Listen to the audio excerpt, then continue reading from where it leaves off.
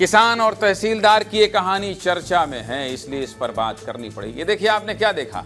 आम आदमी, किसान देखा आपने, मतदान देखा आपने। हम सिर्फ वही खबर दिखाते हैं जो आप देखना चाहते हैं। हम सिर्फ वही खबर दिखाते हैं जो आप देखना चाहते हैं। अब देख लीजिए, मध्य प्रदेश के मुख्यमंत्री डॉक्टर मोहन यादव बहुत संवेदनशील हैं। किन के लिए? किसानों के लिए।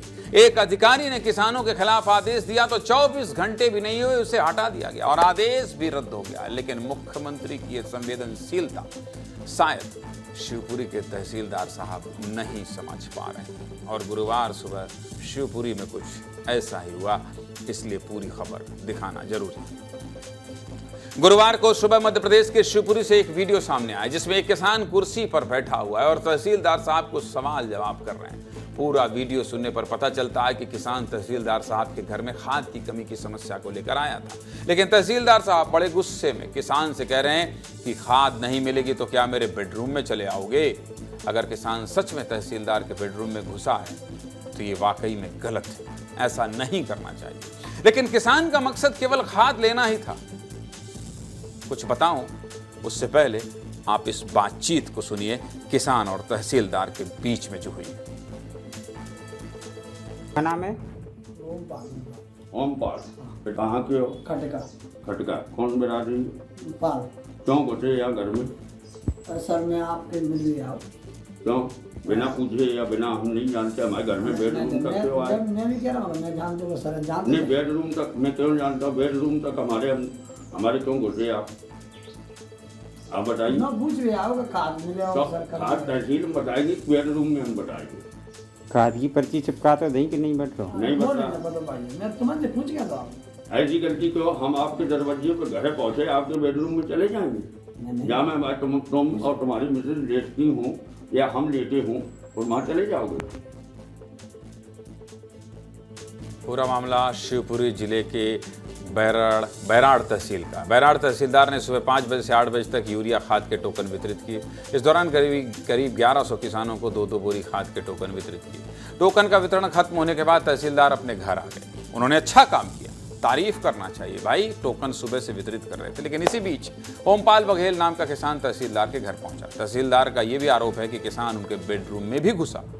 वैसे मध्य प्रदेश में किसानों की ये समस्या कोई नई नहीं है। हर जिले में किसान खाद को लेकर परेशान है और एक किसान की फसल के लिए खाद उतनी ज़रूरी है जितना किसी मछली के लिए पानी। अगर खाद नहीं मिल पाई तो किसान की फसल पैदा ही नहीं हो पाएगी। इसलिए 4 दिन से टोकन के लिए परेशान इस किसान ने तहसीलदार के घर आकर अपनी बात रखने का रास्ता अपनाया। हालांकि किसान को अपनी गलती का एहसास हुआ और उसने लिखित में माफ़ी मांगी। मैं भी इस बात का समर्थन करता हूँ कि आप निजता पे खलल मत डालिए। तहसीलदार साहब ने अपनी जिम्मेदारी सुबह निभाई थी, लेकिन तहसीलदार साहब किसान होता है। उसे आपसे बहुत कुछ नहीं चाहिए, ना आपका घर चाहिए था, ना आपका बेडरूम चाहिए था, बस खाद चाहिए। आपने उसे खाद का टोकन दे दिया, उसने खुशी खुशी आपसे माफी मांगी। पूरे मामले पर तहसीलदार साहब क्या कह रहे हैं ये भी सुनिए। गेट है, उसके बाद वो सीधा उसी में हमारे बेडरूम में पहुंच गया। तो मेरे को बहुत क्रोध आया कि बिना बताए आप यहाँ तक आ गए खाद लेने के लिए, जबकि मैं चिपका भी चुका था कि खाद अब नहीं बची हुई। गुस्सा भी हुआ। उसके साथ और 3-4 लोग थे, वो बाहर खड़े रहे तो उसको उकसा के अंदर कर दिया। सास की सर्विस में रहते हैं तो बहुत से काम हर किसी को खुश करने का प्रयास नहीं कर पाते हैं, तो कुछ रुष्ट भी हो जाते। ऐसे लोगों ने उसको भड़काना शुरू किया, जबकि वो इस प्रकृति में नहीं था। मैंने उसके खिलाफ कोई शिकायत भी नहीं की, न किसी को बताया। वो भी, उसने भी गलती स्वीकार की और मैंने कहा कि ये तरीका सही नहीं। तहसीलदार साहब कह रहे हैं कि मुझे गुस्सा आ गया था, लेकिन अच्छी बात रही कि तहसीलदार साहब को भी अपनी गलती का एहसास हुआ, जिसके बाद उन्होंने किसान को अपने ऑफिस बुलाकर सम्मानित भी किया। अच्छी तस्वीर। लेकिन सीधे मुद्दे की बात यही है कि आप अधिकारी हैं, अगर किसानों की समस्या का समाधान कर देंगे वो आपके घर कभी नहीं आएगा।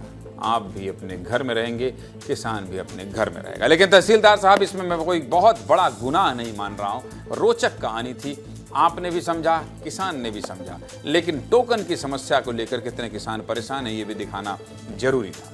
बहुत बहुत अच्छा प्रयास किया है, इसके लिए आपको धन्यवाद।